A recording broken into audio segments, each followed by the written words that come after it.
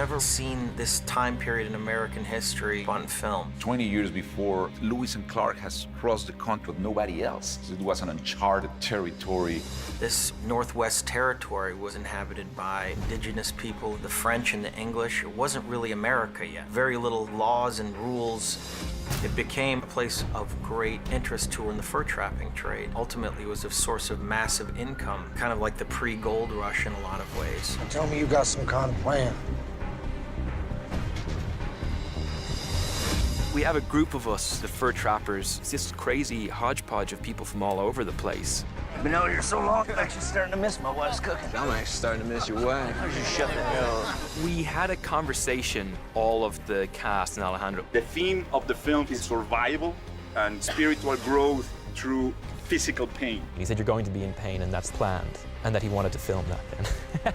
It's one of the many things that Alejandro put in place for us, meant for a real, more kind of immersive experience. We were all immersed in the wilderness. It was all around us. Everything has to pop as being real, because if you have a false moment, everything falls apart. The group has to move from being in control to being at the mercy of everything. You're forgetting your place, boy. There. As far as I can tell, my place is right here on the smart end of this rifle. You move along, Fitzgerald. The fur trapper's life, it's mankind's first imprint on land in the Americas. It's a powerful theme. After 6 months working my ass off like a mule, risking my neck, men dying for what?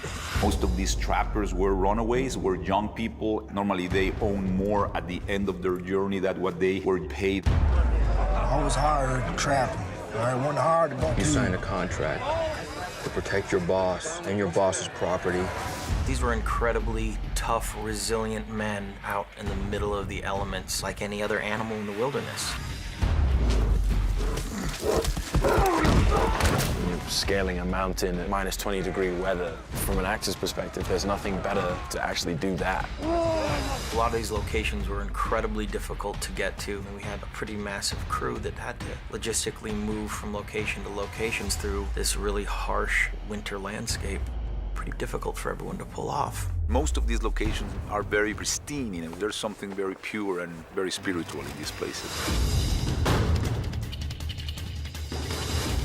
Like these fur trappers, we had to adapt to our surroundings, reacting to what nature gave us. I ain't afraid to die anymore. I've done it already.